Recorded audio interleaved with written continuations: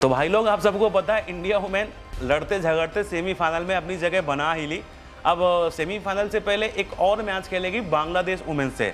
तो इस मैच को इंडिया वुमेन्स जीतना चाहेगी और एक पॉजिटिव थिंकिंग के साथ। ये मतलब एक ऊर्जा, क्योंकि जब आप जीत के साथ कहीं पे जाते हो ना, तो जो एक वो कॉन्फिडेंस का लेवल होता है ना, वो अलग ही होता है।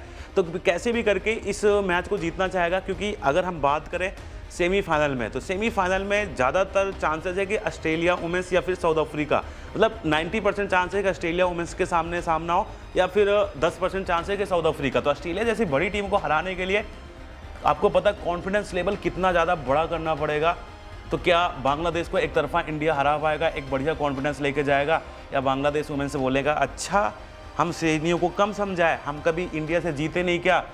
भाई देखो, अगर हम यहाँ पे बात करें, इंडिया और बांग्लादेश वुमेन्स के बीच में अभी तक 8 ओडीआई मुकाबला खेला गया। मेरे हिसाब से 8 के 8 इंडिया को जीतना था, लेकिन ऐसा हुआ नहीं। 6 मैच जीता इंडिया ने, 1 जीता बांग्लादेश ने, 1 मैच रहा टाई। तो देखा जाए तो बहुत ज़्यादा नहीं, 6 मतलब 8 में से 6 इंडिया जीता तो बहुत बढ़िया है। लेकिन तो थोड़ा सा चिंता का विषय है, आखिरी के 5 मैच जो इंडिया बांग्लादेश वुमेन्स के बीच में खेले गए, इसमें से जीता इंडिया ने सिर्फ 3 मैच। 1 मैच बांग्लादेश ने जीता, 1 मैच टाई रहा। यानी जो बांग्लादेश वुमेन्स ने फाइट करना इंडिया वुमेन्स से स्टार्ट किया, वो पिछले साल 2 सालों की बात है। तो ऐसे में इंडिया वुमेन्स के लिए इतना ज़्यादा आसान भी नहीं रहने वाला, और मेरे लिए अच्छा भी है। क्यों अच्छा है? क्योंकि जब एक टक्कर का मैच होता है सेमीफाइनल से पहले, जिसमें पूरी जान लगानी पड़े, उसके बाद सेमीफाइनल खेलने का मजा अलग ही होगा। तो भैया ये जो मैच है ना, बिल्कुल भी एक तरफा नहीं होने वाला, मैच होने वाला तगड़ा, क्योंकि बांग्लादेश पिछले 5 मैचों में से 1 जीता है, 1 टाई रहा है। तो ऑलमोस्ट 2 बार इंडिया को हरा चुका है, 3 मैच इंडिया जीता है। तो संडे 26 अक्टूबर इंडिया टाइम अनुसार 3 PM जो डॉक्टर DY पाटिल स्पोर्ट अकादमी नवी मुंबई, इसी मैदान पे सेमीफाइनल भी खेला जाएगा। इस पिच पे जो मैच होगा, उसके हिसाब से ज़्यादा बेहतर टीम किसके पास है। देखो, अगर हम यहाँ पे पिच के बारे में बात करें तो 2 ही मैच खेला गया। जो पहला मैच था श्रीलंका और बांग्लादेश के बीच में खेला गया था, जो 198 श्रीलंका डिफेंड करता है। एक टाइम पे बांग्लादेश वो मैच जीत चुका था, लेकिन फिनिश अच्छा नहीं कर पाती, आखिरी के 12 बॉल पे 12 नहीं बना पाती, तो जीता मैच हार जाती है। दूसरे मैच की बात करें तो इंडिया ने 49 ओवर में 340 ठोक दिया था और एक तरफा न्यूजीलैंड को हराया था। तो 2 ही मैच है, सिंपल साइज कम है। वैसे अगर हम यहाँ पे पिच की बात करें तो पिच फ्लैट है, बैटिंग के लिए बहुत ज़्यादा अच्छा है। ना तो तेज गेंदबाजों को ज़्यादा मदद करता है पिच से, ना तो स्पिनर्स गेंदबाजों को मदद करता है। जो गेंदबाज वेरिएशन बहुत अच्छी करते हैं, नकल ball, slower, backup hand slower, उनको पिच से थोड़ा बहुत मदद करता है। नहीं तो जो बाउंड्री लेंथ है वो बहुत ज़्यादा बड़ी नहीं है, 55 से 70 मीटर की है, और पिच बैटिंग के लिए बहुत बढ़िया है। तो चौके छक्के दबा के लगते रहते हैं, इसलिए इस मैदान पे जो मैच है अक्सर आपको हाई स्कोरिंग देखने को मिलेगा।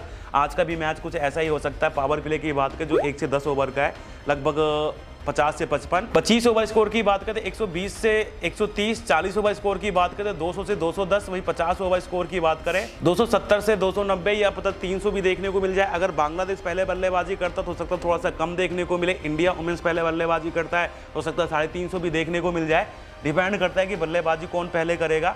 बाकी इस मैदान पर दोनों टीमों की परफॉर्मेंस की बात करें तो इंडिया वुमेन्स ने 1 मैच खेला, जो पिछला मैच खेला न्यूजीलैंड वुमेन्स से, उसे जीता। बांग्लादेश वुमेन्स की बात करें तो उसने भी 1 मैच खेला श्रीलंका वुमेन्स से, जो कि जीता मैच हार गया था।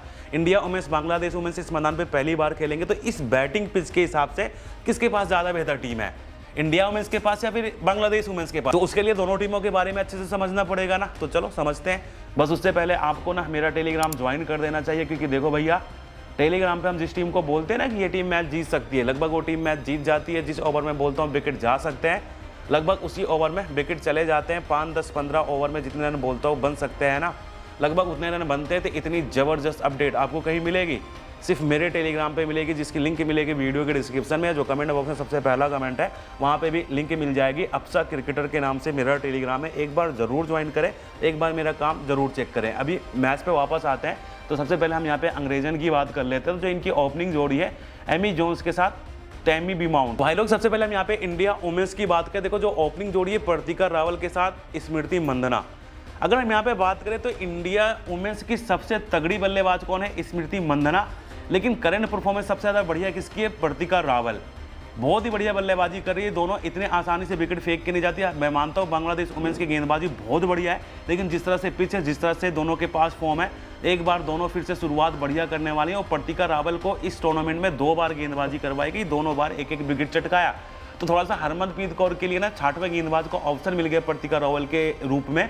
तो ओपनिंग जोड़ी बहुत बढ़िया परफॉर्म कर रही है इंडिया वुमेन्स की, आज भी कर सकती है। तीसरे नंबर पर हरलीन देओल, जो एक मैच में चल रही है, एक मैच में फ्लॉप हो रही है, लगातार रन नहीं बना पा रही है। बांग्लादेश वुमेन्स की गेंदबाजी बढ़िया है, लेकिन जिस तरह से पिच बैटिंग के लिए ठीक ठाक है, मुझे लगता है अगर नंबर आया, मतलब जल्दी विकेट चले गए तो 40-50 रन हरलीन देओल के भी बल्ले से रन निकल सकता है। सबसे खराब फॉर्म किसी की है तो कप्तान हरमनप्रीत कौर की है।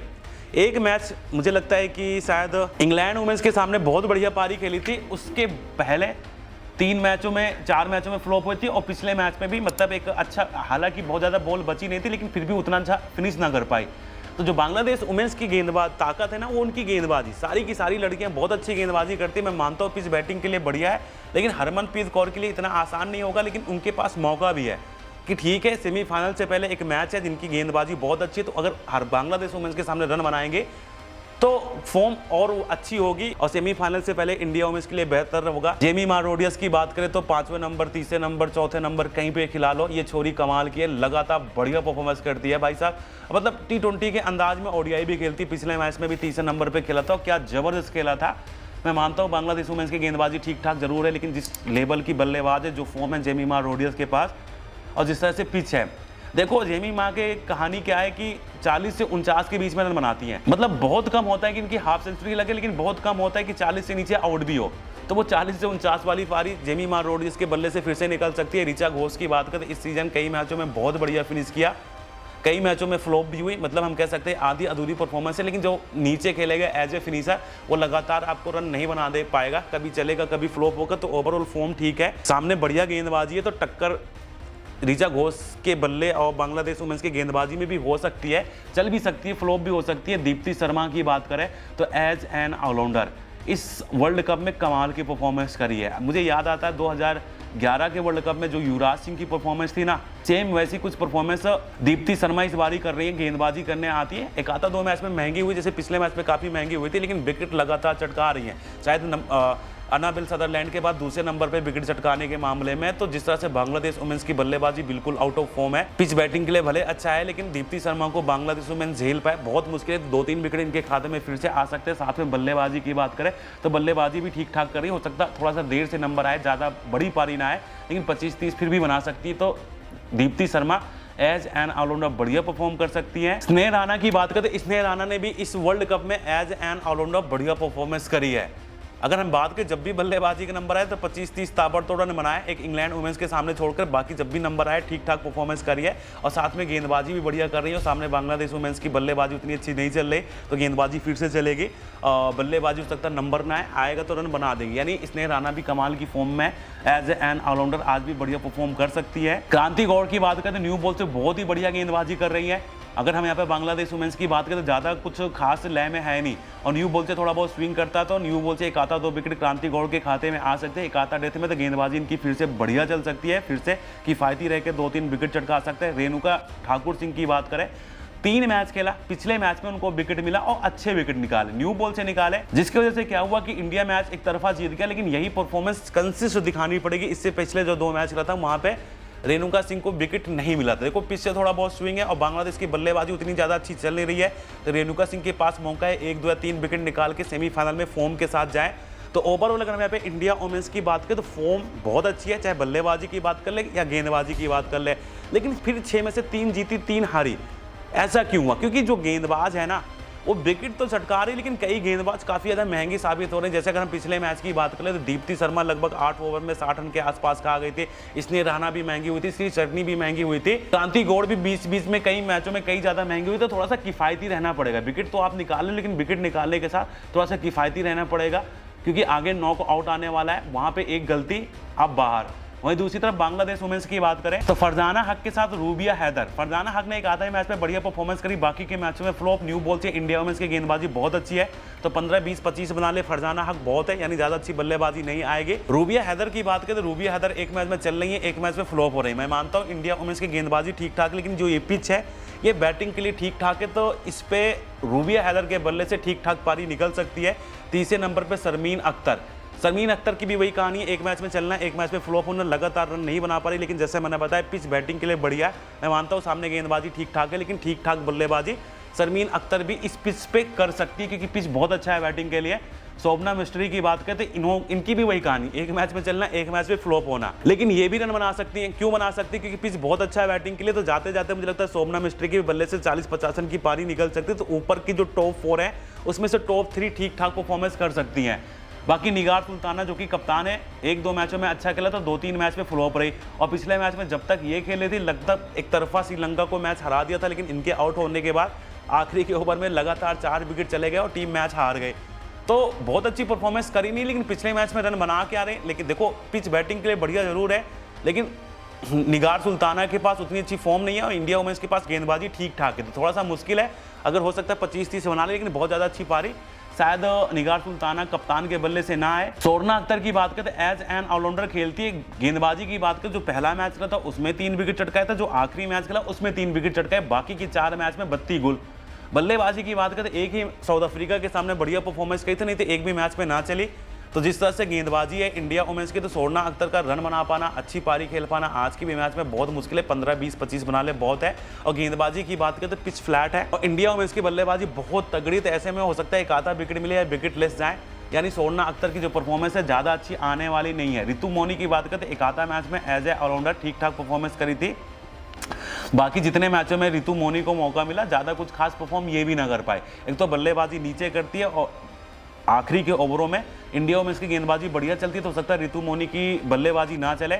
और गेंदबाजी की बात करें तो बहुत ज़्यादा अच्छी कर नहीं पा रही है और पिच जिस तरह से इंडिया वुमेन्स की फॉर्म है बल्लेबाजी में, तो as an allrounder Ritu Moni भी फ्लॉप हो सकती हैं। बाकी राबिया खान की बात करें तो राबिया खान की जो गेंदबाजी है इस पूरे सीजन काफ़ी ज़्यादा कमाल की चली है। मैं मानता हूँ पिच बैटिंग के लिए बहुत अच्छा है, इंडिया वुमेन्स की बल्लेबाजी भी बहुत तगड़ी है, लेकिन जो राबिया खान सटीक लाइन लेंथ से गेंदबाजी करती हैं तो एक आधा 2 विकेट तो इनको खाते में आएगा। अक्सर बल्लेबाजी में ताबड़तोड़ 25-30 रन भी बना देती हैं। तो Rabia Khan as an allrounder ठीक ठाक परफॉर्म कर सकती हैं। नाहिदा अख्तर की भी जो गेंदबाजी है बहुत ही प्यारी चली है, मतलब सटीक लाइन लेंथ से घुमाती हैं। मैं मानता हूँ पिच पे उतना ज़्यादा स्पिनर्स को मदद नहीं है, लेकिन जिस तरह से लाइन लेंथ से घुमाती हैं वो इंडिया वुमेन्स को परेशान कर सकता है। यानी नाहिदा अख्तर की भी गेंदबाजी चल सकती है। मारूफा अख्तर भी बहुत अच्छी गेंदबाजी करी, लगातार सटीक लाइन लेंथ से, न्यू बॉल से खास करके जो स्विंग है बहुत अच्छा इनके पास है और इस पिच पे थोड़ा बहुत न्यू बॉल से स्विंग करता है, तो क्या पता एक आधा विकेट ढकेल दे। और डेथ में भी ठीक ठाक गेंदबाजी करके जाती है, तो गेंदबाजी मारूफा अख्तर की भी चलेगी। निशिता अख्तर की बात करें तो निशिता अख्तर भी जब भी खेली एक आधा 2 ज़्यादा विकेट तो नहीं, लेकिन एक आधा विकेट या 2 विकेट इनके खाते में आया। तो ओवरऑल अगर हम यहाँ पे देखें तो बांग्लादेश वुमेन्स की जो गेंदबाजी है बहुत तगड़ी है। हाँ, बल्लेबाजी की बात करें तो बल्लेबाजों ने काफ़ी ज़्यादा स्ट्रगल किया। एक मैच में शोभना मिस्ट्री चल गई, तो एक आधा मैच में शर्मीन अख्तर चल गई, मतलब एक आधा मैच में निगार सुल्ताना, 2-3 बल्लेबाज एक मैच में लगातार रन नहीं बना पाए। तो गेंदबाजी बहुत बढ़िया चली और ऐसा नहीं कि बहुत खराब खेला है। इंग्लैंड वुमेन्स को बिल्कुल फंसा लिया था, जीता मैच हार गई। श्रीलंका वुमेन्स के सामने बिल्कुल जीत गई थी, जीता मैच हार गई। और एक आधा टीम को फंसाया था, तो मतलब पाकिस्तान से तो जीता ही, तो मतलब मैच के करीब पहुंच के जीती नहीं, तभी 6 में से 1 जीता, 5 हारा। बाकी गेंदबाजी बहुत बढ़िया है बांग्लादेश वुमेन्स की, बल्लेबाजी काफ़ी ज़्यादा स्ट्रगल करती, तो दोनों टीमों का कंपैरिजन करें तो जो करंट परफॉर्मेंस है वो इंडिया वुमेन्स की बहुत ज़्यादा अच्छी है, क्योंकि इंडिया वुमेन्स की बल्लेबाजी और गेंदबाजी दोनों बढ़िया चल रही है। वही बांग्लादेश वुमेन्स की सिर्फ गेंदबाजी अच्छी चल रही है, बल्लेबाजी अच्छी नहीं चल रही। पिच के हिसाब से देखें तो जो ओपनिंग जोड़ी है इंडिया वुमेन्स की बांग्लादेश वुमेन्स से कहीं ज़्यादा बढ़िया परफॉर्म कर रही है, लेकिन न्यू बॉल से गेंदबाजी की बात करें थोड़ा बहुत बांग्लादेश की बेहतर है, लेकिन इतनी भी ज़्यादा बेहतर नहीं है। तो मुझे लगता है कि न्यू बॉल से बढ़िया बल्लेबाजी होने की वजह से इंडिया वुमेन्स को पिच ज़्यादा फेवर करेगा। मिडिल ऑर्डर की बल्लेबाजी की बात करें तो यहाँ पे भी जो इंडिया वुमेन्स की बल्लेबाजी है बांग्लादेश वुमेन्स से कहीं ज़्यादा बेहतर है। गेंदबाजी की बात करें तो लगभग एक जैसी है, लेकिन बल्लेबाजी बेहतर होने की वजह से इंडिया वुमेन्स को पिच फिर से ज़्यादा फेवर कर जाएगा। और सेम कहानी है डेथ में। तो इस पिच के हिसाब से ज़्यादा बढ़िया टीम किसके पास है? इंडिया वुमेन्स के पास बैलेंसिंग टीम है बांग्लादेश के मुकाबले, इसलिए पिच से ज़्यादा फायदा कौन उठाएगा? India women's. वहीं आखिरी के 6 मैच के हिसाब से कंपैरिजन करें तो इंडिया वुमेन्स अपने आखिरी के 6 मैच में 3 जीती 3 हारी, मतलब अगर यहाँ पे देखा जाए तो बहुत अच्छा इंडिया वुमेन्स का आंकड़ा है नहीं। वहीं बांग्लादेश वुमेन्स की बात करें तो आखिरी के 6 मैच में 1 जीती 5 हारी, तो बांग्लादेश वुमेन्स का आंकड़ा और भी ज़्यादा खराब है। इस दौरान जो बल्लेबाजी एवरेज है इंडिया वुमेन्स का 288 रनों का है, बांग्लादेश वुमेन्स का 222 रन। तो बल्लेबाजी एवरेज में साफ फर्क दिख रहा है, 288 222 बहुत ही जमीन आसमान का फर्क है। गेंदबाजी एवरेज की बात करें 5.32 इंडिया वुमेन्स का है, 5.55 बांग्लादेश वुमेन्स का है। तो गेंदबाजी एवरेज में बहुत ज़्यादा फर्क नहीं है। अगर 250 60 70 इंडिया वुमेन्स की गेंदबाज रन खाती तो 270 80 कभी कभी, या मतलब कहेंगे कि गेंदबाजी average Bangladesh women's India women's का एक जैसा, लेकिन जो बल्लेबाजी एवरेज है वो इंडिया वुमेन्स का बांग्लादेश वुमेन्स से कहीं ज़्यादा बेहतर है। इसलिए जो रिजल्ट है उसमें भी आपको फर्क दिख रहा होगा। इंडिया वुमेन्स ने आखिरी के 6 मैच में 3 जीता 3 हारा, बांग्लादेश वुमेन्स ने 6 में से 1 जीता 5 हारा। तो इंडिया वुमेन्स हर जगह आगे नजर आ रही, चाहे लास्ट 6 मैच के बिहाफ पे देख लो, करंट परफॉर्मेंस के हिसाब से देख लो, हेड टू हेड की बात कर लो, इस पिच पे जिस तरह से इंडिया टीम है उनको ज्यादा फायदा मिलेगा। तो जीतने के चांसेस किसके ज्यादा, इंडिया वुमेन्स के लगभग 90%, 10% बांग्लादेश वुमेन्स के जीतने के चांसेस है। और दोस्तों मुझे भी ऐसा लगता है जो आज का ये मैच है इंडिया वुमेन्स अपने नाम पे करेगा, ये मेरा ओपिनियन है। आपका ओपिनियन क्या कह रहा है वो भी तो कमेंट करके बताओगे। और साथ में मेरा टेलीग्राम ज्वाइन करना बिल्कुल भी मत भूलना, क्योंकि देखो भैया टेलीग्राम पे हम जिस टीम को बोलते हैं ना कि ये टीम मैच जीत सकती है, लगभग वो टीम मैच जीत जाती है। जिस ओवर में बोलता हूँ विकेट जा सकते हैं, लगभग उसी ओवर में विकेट चले जाते हैं। 5, 10, 15 ओवर में जितने रन बोलते बन सकते हैं ना, लगभग उतने रन बनते थे। इतनी ज़बरदस्त अपडेट आपको कहीं मिलेगी, कहीं भी ना मिलेगी, सिर्फ मेरे टेलीग्राम पे मिलेगी, जिसकी लिंक मिलेगी वीडियो के डिस्क्रिप्शन में। जो कमेंट बॉक्स में सबसे पहला कमेंट है वहाँ पे भी लिंक मिल जाएगी। अफसा क्रिकेटर के नाम से मेरा टेलीग्राम है, एक बार ज़रूर ज्वाइन करें, एक बार मेरा काम ज़रूर चेक करें। जब तक आप देखोगे नहीं, जब तक आपके आंखों के सामने मेरा बढ़िया वाला काम नज़र नहीं आएगा, तब तक आपको पता कैसे चलेगा कि मेरे टेलीग्राम पे ज़बरदस्त काम मिलता है। तो इसलिए एक बार ज़रूर ज्वाइन करें। बाकी मिलते हैं अगली वीडियो में एक बढ़िया वाली एनालिसिस के साथ, तब तक के लिए गॉड ब्लेस यू।